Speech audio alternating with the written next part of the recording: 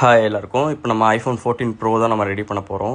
இதில் என்னென்ன ஃபால்ட் இருக்குது பார்த்தீங்கன்னா, பேனல் ஃபுல்லாக டேமேஜ்டு, அப்புறம் டிஸ்பிளே டேமேஜாக இருக்குது, பேட்டரி டேமேஜ், கேமராவும் டேமேஜாக இருந்துச்சு. ஸோ இது கம்ப்ளீட்டாக நம்ம எல்லாமே ரீஸ்டார்ட் பண்ணணும், எந்த ஒரு எரரும் இல்லாமல் சொன்னாங்க. ஃபஸ்ட் நாங்கள் மதர் போர்டு ரெடி பண்ணிட்டோம். டச் எல்லாமே ப்ராப்பராக இருக்காது, நெட்ஒர்க்கும் வந்துருச்சு. இப்போ நம்ம அவுட்டரில் இருக்க அந்த கேமரா அப்புறம் பேட்டரி இது எல்லாத்தையும் நம்ம சேஞ்ச் பண்ணலாம். இப்போ பார்த்தீங்கன்னா சென்ட்ரிக் கேஸ் நான் ஃபுல்லாக வாங்கிட்டேன் உங்களுக்கு. ஸோ அதையும் நம்ம ஃபிக்ஸ் பண்ணிடலாம். வீடியோ டியூரேஷன் வந்து ஒரு 3 மினிட்ஸ் தான் வைக்கிறனால என்னால் ஃபுல் விஷயம் கவர் பண்ண முடியல. இதில் வந்து கேமராவில் என்ன இஷ்யூ இருந்துச்சு பார்த்தீங்கன்னா, கேமரா கனெக்டர் டேமேஜ் இருந்துச்சு. வெறும் கனெக்டர் மட்டும் நான் சேஞ்ச் பண்ணிட்டேன். அப்புறம் பேட்டரி கம்பல்சரி மாற்றி ஆகணும், ஏன்னா பல்ஜாக இருந்துச்சு. அதனால் பேட்டரி மாற்றிட்டேன். பார்த்தீங்கன்னா கம்ப்ளீட்டாக இந்த ஃபோனை நான் இப்போ ரெடி பண்ணியாச்சு. உங்களுக்கு தெரியும். இப்போ நான் இதை வந்து செட்டிங்ஸில் போய்ட்டு உங்களுக்கு வந்து எரர் எதுவும் இருக்கா, கேமரா கிளாரிட்டியில் எதுவும் டிஃப்ரெண்ட் இருக்கா, போர்ட்ரேட் இருக்கா, அதை எல்லாமே செக் பண்ணி காட்டுறேன் பாருங்கள். இப்போ பார்த்தீங்கன்னா எந்த ஒரு எரருமே இல்லை. அதேமாதிரி வந்து பேட்டரி ஹெல்த்தும் பார்த்தீங்கன்னா 100 இருக்குது.